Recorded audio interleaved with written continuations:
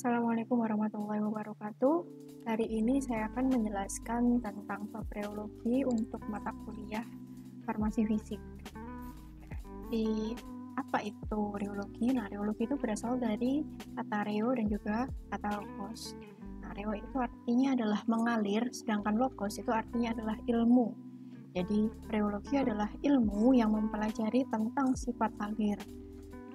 Jadi kita mempelajari reologi itu tujuannya untuk menggambarkan sifat aliran suatu cairan maupun deformasi dari padatan atau perubahan dari suatu padatan, itu juga termasuk dari reologi. Nah, istilah yang dipakai atau yang dikenal juga untuk menggambarkan reologi ini adalah viskositas. Ya, jadi reologi itu adalah ilmunya, sedangkan istilahnya itu adalah viskositas, yaitu tahanan suatu cairan untuk mengalir. Viskositas atau sederhananya adalah kekentalan dari suatu cairan, gitu ya, viskositas. Nah, apa saja aplikasi reologi dalam sediaan farmasi? Yang pertama, kita bisa memprediksi konsistensi, kemudian kenyamanan penggunaan, dan stabilitas fisika dari produk. Jika kita ingin membuat suatu sediaan liquid, otomatis kita harus memperhatikan kenyamanan ketika digunakan. Sediaan salep atau sediaan sirup, kita harus melihat atau mengukur konsistensinya seperti apa. Nah, itu kita bisa mempelajari berapa kekentalannya, berapa viskositasnya itu di reologi. Kemudian aplikasi selanjutnya yaitu kita dapat menentukan jenis dan tipe alat produksi yang akan digunakan. Ya, jadi tergantung tipe alirannya. Untuk penentuan jenis dan tipe alat ini tergantung aliran cairan tersebut tipe aliran apa. Lalu mempengaruhi penerimaan atau akseptabilitas pasien. Yang ini berhubungan dengan kemudahan pengeluaran dari wadah, kelembutan pengolesan ya untuk sediaan-sediaan semi solid begitu ya. Jadi itu adalah aplikasi yang berhubungan dengan sediaan farmasi, aplikasi untuk reologi ini. Nah, seperti yang saya sebutkan tadi bahwa tipe alat yang digunakan untuk memproduksi itu tergantung dari tipe aliran dari suatu cairan atau sediaan. Jadi aliran dari suatu cairan itu tidak hanya satu jenis saja, tapi ada beberapa jenis. Ya. Jadi digolongkan berdasarkan apakah suatu bahan itu mengikuti hukum Newton atau tidak. Nah, hukum Newton itu adalah semakin besar viskositas sediaan atau semakin besar kekentalan dari suatu sediaan, maka semakin besar pula gaya persatuan luasnya atau shearing stress-nya yang diperlukan untuk menghasilkan rate of shear tertentu. Jadi jika semakin kental suatu sediaan, maka dia akan sukar untuk diaduk, semakin besar gaya yang dibutuhkan untuk mengaduk ya. Jadi sederhananya itu, jadi semakin tinggi kekentalannya, maka gaya yang dibutuhkan untuk menggeser atau mengaduk suatu cairan itu akan semakin besar. Gitu. Nah, ini adalah lambang dari viskositas ya. Jadi rumus viskositas dilambangkan dengan seperti ini. Rumusnya yaitu shearing stress dibagi dengan rate of shear. Jadi gaya dibagi dengan kecepatan geser atau pengadukan tadi yang saya contohkan tadi ya. Jadi gayanya berapa dibagi dengan rate of shear atau shearing stress dibagi dengan rate of shear itu adalah viskositas. Jadi jika memenuhi hukum ini berarti cairan tersebut disebut dengan cairan yang Newton. Jadi ada cairan Newton dan ada cairan yang non-Newton. Nah, ini jadi untuk cairan Newton grafiknya seperti ini ya. Jadi semakin tinggi rate of shear pengadukannya, gayanya pun juga akan semakin besar. Jadi dia berbanding lurus gitu. Ini terlihat membingungkan ya. Jadi nah ini gambarannya seperti ini, lebih mudahnya, lebih ringkasnya. Jadi laju atau rate of shear menuju sumbu X, kemudian tegangan geser atau gayanya tadi ini di sumbu Y. Nah, jika Newton, dia akan seperti ini, linier. Jadi semakin besar laju regangan atau tegangannya, gayanya pun juga akan semakin besar. Sedangkan yang non-Newton, dia tidak linier, jadi sedikit berbelok. Nah, non-Newton itu seperti ini. Non-Newton juga ada beberapa jenis ya. Kalau Newton hanya ini saja. Kalau non-Newton ada beberapa tipe aliran. Jadi dia tidak tentu non-Newton itu. Viskositas, tegangan gesernya, kemudian kecepatan geser, yaitu tidak berbanding lurus, lalu tidak tentu. Bukan semakin tinggi viskositas, semakin besar gaya, semakin besar juga rate of shear, bukan seperti itu ya. Itu untuk yang Newton, tapi kalau non-Newton tidak tentu. Nah, untuk satuan dari viskositas itu adalah poise ya, kita pakai poise atau kadang-kadang kita juga pakai centipoise atau CPS, disingkatnya CPS gitu. Nah, ini definisi dari poise atau poise itu seperti apa gitu ya. Lalu selain istilah viskositas, kita harus juga mengenal tentang istilah fluiditas. Gambarnya seperti ini. Nah, fluiditas ini adalah balikan dari viskositas, atau 1 per viskositas itu adalah fluiditas ya. Untuk satuannya sama ya, poise atau centipoise. Jadi kalau viskositas tadi itu kan tingkat kekentalan dari suatu sediaan, kalau fluiditas itu tingkat keencerannya gitu ya dari suatu sediaan. Lalu ada viskositas kinematis. Viskositas kinematis itu viskositas absolut atau viskositas dari suatu sediaan ya, namanya seperti ini, dibagi dengan berat jenis. Jadi viskositas dibagi berat jenis itu viskositas absolut. Viskositas kinematis, Jadi viskositas absolut dibagi berat jenis itu viskositas kinematis. Sedangkan viskositas relatif itu adalah viskositas yang dibandingkan dengan viskositas cairan lain yang sudah diketahui. Jadi relatif. Dibandingkan dengan apa? Jadi relatif. Biasanya dibandingkan dengan air ya. Jadi diketahui nanti viskositas airnya berapa. Misal mau mengetahui viskositas propilen glikol terhadap air, viskositas relatif propilen glikol terhadap air, nah itu berarti dibagi viskositasnya propilen glikol dibagi dengan viskositasnya air. Gitu. Dengan cairan lain yang harus sudah diketahui gitu ya. Nah, ini ada contoh soal ya, jadi viskositas aseton. Kalau di sini keterangannya viskositas aseton, berarti ini adalah viskositas absolutnya ya. Jadi viskositas yang dimiliki oleh aseton tersebut. Ini 0,313 centipoise. Sementara diketahui kerapatan. Kerapatan adalah berat jenis, massa jenis, densitas. Ini lambangnya rho, ya sama ya. Kerapatannya itu pada suhu tersebut adalah 0,788 gram per cm pangkat 3. Lalu yang disuruh mencari adalah fluiditasnya, viskositas kinematisnya, dan viskositas relatif aseton terhadap air. Kalau fluiditas berarti kan tadi 1 per viskositas. Nah, viskositas kan sudah diketahui 0,313 centipoise. Berarti kita tinggal membaginya saja. 1 dibagi 0,313 sama dengan 10,207 centipoise. Itu untuk yang fluiditas. Lalu untuk viskositas yang kinematis. Masih ingat kan ya viskositas kinematis tadi apa? Nah, viskositas kinematis tadi adalah viskositas absolut yang dibagi dengan berat jenis. Jadi untuk yang viskositas kinematis itu di sini sudah diketahui viskositas absolutnya yaitu 0,313 centipoise, lalu berat jenisnya 0,788, tinggal kita bagi saja. 0,313 dibagi 0,788 hasilnya 0,397 centi-stok untuk viskositas kinematis. Nah, ini satuannya centi-stok. Lalu untuk viskositas relatif aseton terhadap air, viskositas dari aseton tersebut dibagi dengan viskositas air. viskositas airnya nanti diketahui 0,8904 centipoise, sedangkan yang viskositas absolut aseton 0,313. Jadi tinggal dibagi saja.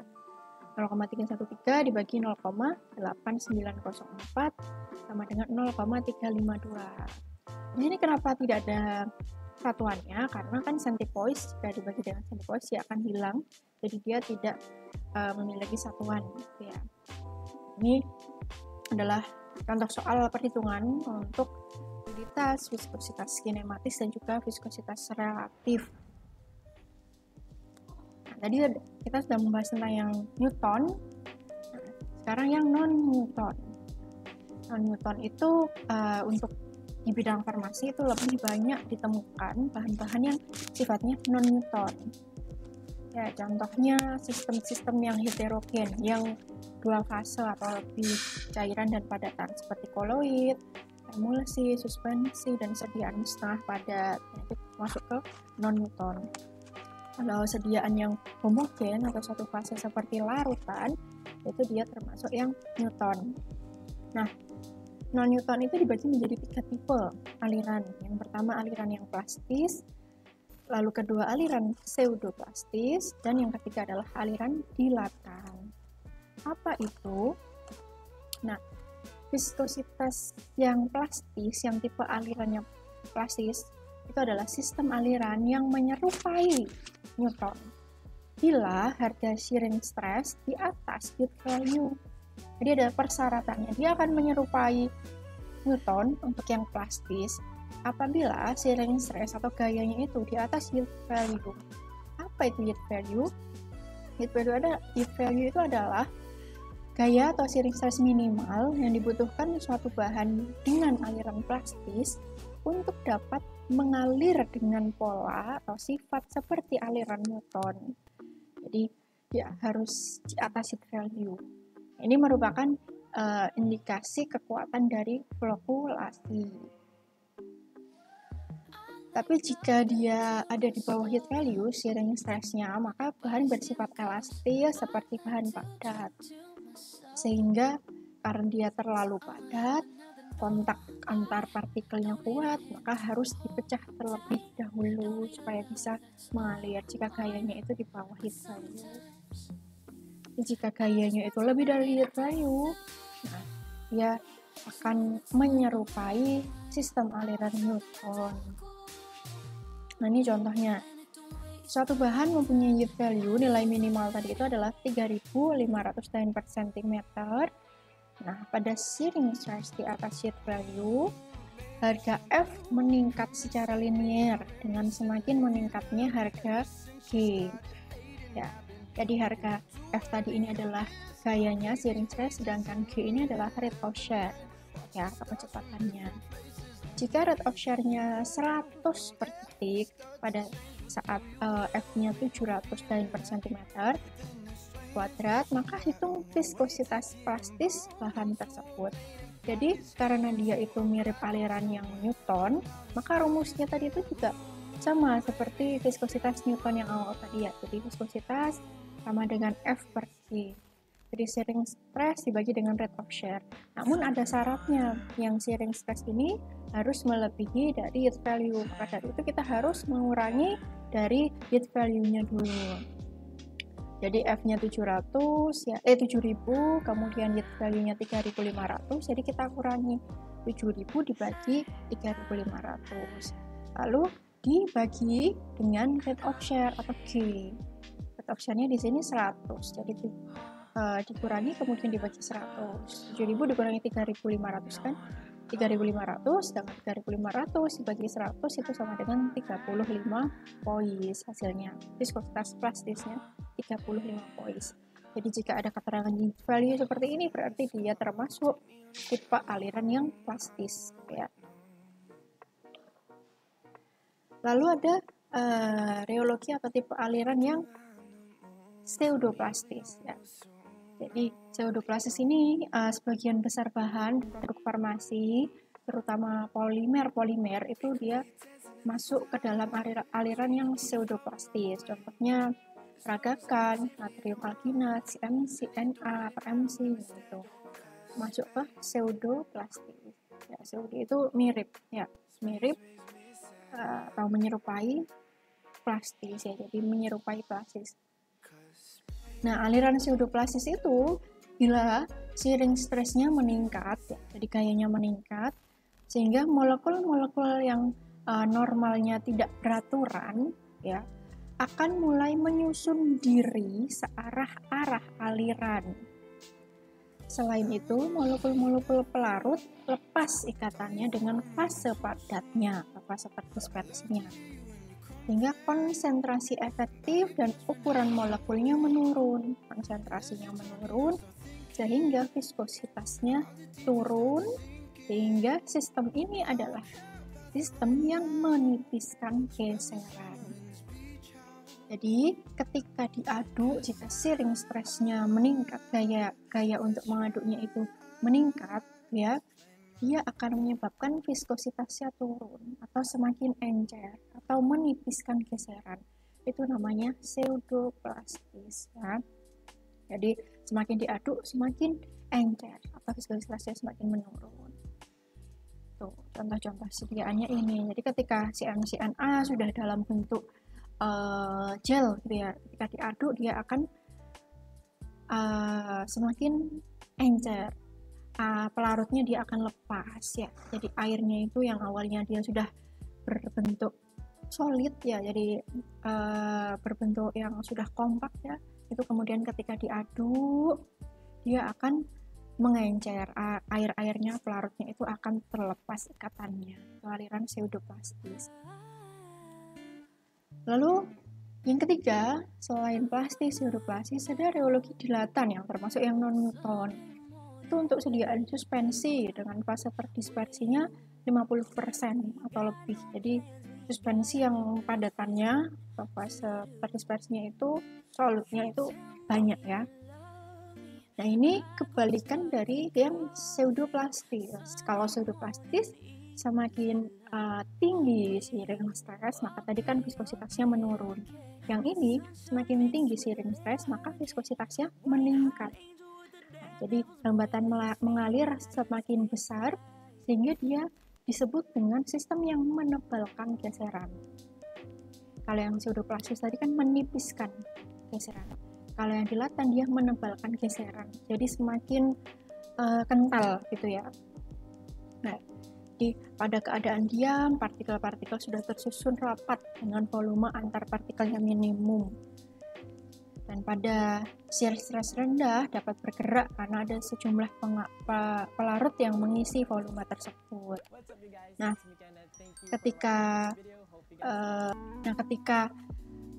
semakin seiring stresnya semakin tinggi, karena pengadukan itu dia akan membentuk struktur yang terbuka.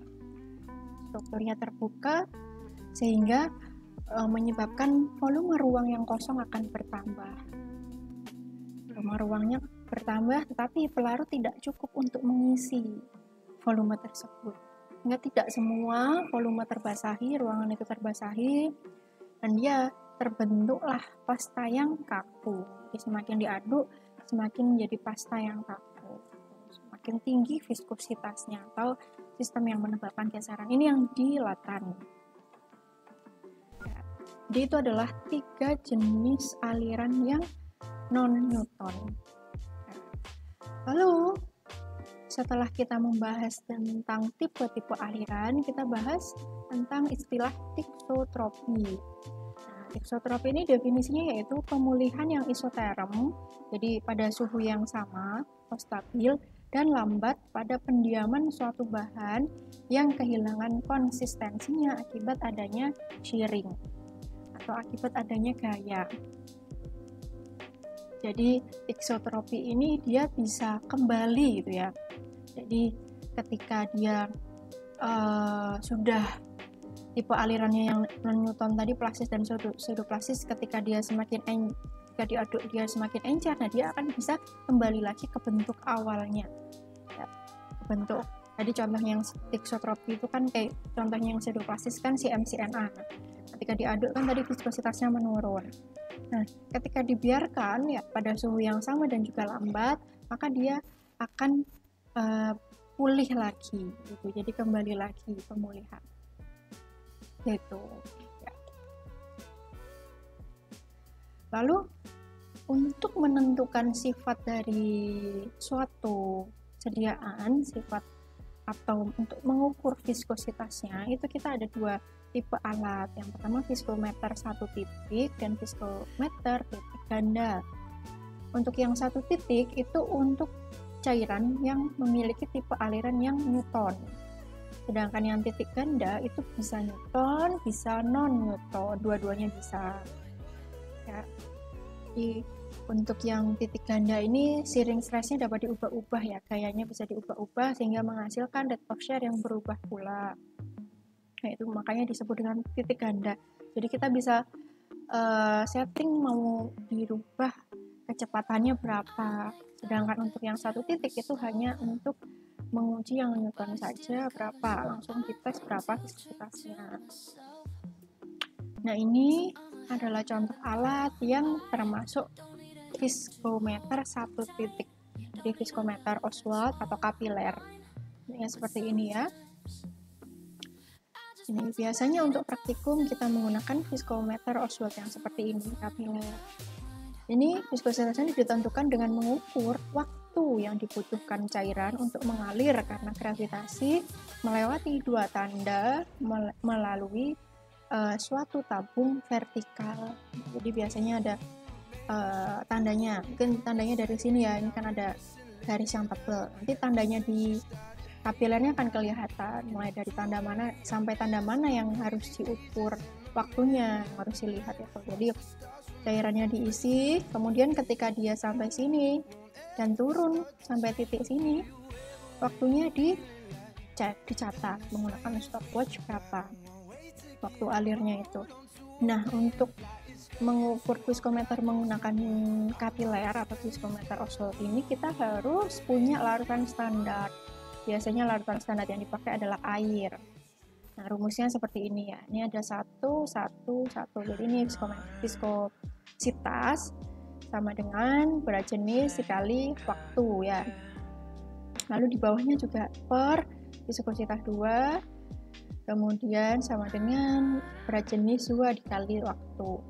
Nah, untuk yang 2 ini adalah cairan standarnya. Untuk yang 1 ini adalah cairan yang ingin diketahui viskositasnya berapa. Jadi kita harus tahu standarnya ini, viskositas standarnya berapa, berat jenis standarnya berapa, waktu yang dibutuhkan cairan standar tersebut untuk mengalir dari titik 1 ke titik 2 itu berapa, itu kita harus tahu. Nah, kalau kita ingin mengetahui viskositas 1, berarti ini kita pakai persamaan silang gitu ya, jadi viskositas 2-nya naik ya, disilang jadi naik di sebelah sini nanti ya untuk menghitungnya. Nah, ini contoh soalnya. Bila waktu alir aseton melewati dua tanda adalah 45 detik, ini T aseton. Untuk air 100 detik, berarti ini T air. Diketahui biji aseton dan air berturut-turut adalah 0,788 dan 0,997. Kalau berturut-turut berarti disesuaikan. Ini aseton air, berarti di sini 0,788 milik aseton, 0,997 milik air. Berapa viskositas aseton? Nah, viskositas airnya sudah diketahui 0,8904 centipoise. Nah, persamaannya seperti yang sebelumnya tadi ya. Jadi 1 untuk cairan yang ingin diketahui, 2 untuk cairan yang sudah diketahui. Tadi viskositas airnya karena persamaan silang jadi dia naik pindah ke sini. Viskositas air di sini 0,8904, langsung aja dicatat 0,8904 centipoise. Lalu rho atau berat jenis aseton, kita lihat berat jenisnya berapa? 0,788. Terus T aseton 45 detik, lalu rho air 0,997 dikali T air 100 detik. Setelah dihitung 0,8904 dikali ini kemudian dibagi hasil perkalian ini, hasilnya untuk viskositas aseton adalah 0,313 centipoise. Nanti silakan dicoba ya apakah perhitungan ini betul atau tidak. Jadi gampang sekali untuk menghitung viskositas aseton jika menggunakan alat viskometer Oswald atau kapiler ini ya. Nah, lalu selain viskometer Oswald, untuk yang satu titik itu kita juga bisa menggunakan viskometer falling ball atau bola jatuh. Nah, jadi kita juga menghitung waktu di sini. Tapi yang bergerak itu bukan cairannya. Kalau yang viskometer kapiler tadi yang bergerak kan cairannya dari satu titik ke titik yang lain. Kalau yang di sini adalah bolanya yang dilihat. Jadi bola jatuh kan, jadi bolanya dijatuhkan dari atas sampai di bawah. Nah, waktu yang dibutuhkan bola tersebut jatuh itulah yang nanti akan dicatat dan dihitung viskositasnya menggunakan rumus yang berbeda ya. Untuk viskometer falling ball ini rumusnya adalah viskositas sama dengan T, waktunya, waktu bola jatuhnya berapa, dikali S bola ini adalah kerapatan bola, dikurangi kerapatan cairan, dalam kurung dikali konstanta bola. Jadi kita harus tahu konstanta bolanya berapa, kerapatan bolanya berapa, kerapatan cairannya berapa, ya kita pakai cairan yang mau diuji itu berapa. Lalu waktunya berapa, tinggal dihitung, nanti ketemu viskositas cairan ujinya tersebut. Nah, untuk falling ball ini bisa menentukan viskositas 0,5 sampai 200.000 poise. Nah, bolanya juga macam-macam ya gitu.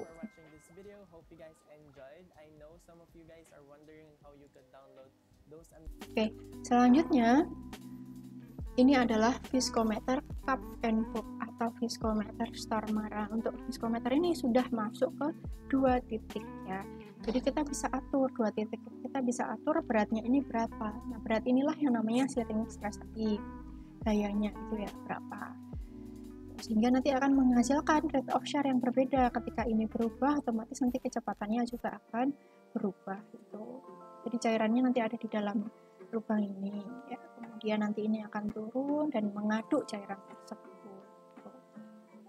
Ini adalah cup and pop atau viskometer Stormer. Ini 2 titik, yang ini juga 2 titik, viskometer cone and plate ya. Nah, kelebihannya dibandingkan dengan cup and bob yang sebelumnya, ini rate of share-nya konstan, di seluruh sampel itu dia sama. Jadi nanti cairannya bisa diletakkan di beker gelas kemudian dimasukkan ke pipanya gitu ya. Lalu ini menghemat waktu juga, lebih cepat, dan kestabilan suhunya juga bisa dijaga karena kita bisa setting ya temperaturnya berapa, dan sampel yang dibutuhkan sedikit, hanya 0,1 sampai 0,2 mili. Sedangkan untuk yang cup and pop itu kan banyak ya, harus memenuhi ini lubangnya ini. Sedangkan ini hanya sedikit saja, bisa 0,1 sampai 0,2 mili. Jadi ada 2 alat yang untuk 1 titik dan 2 alat yang untuk 2 titik.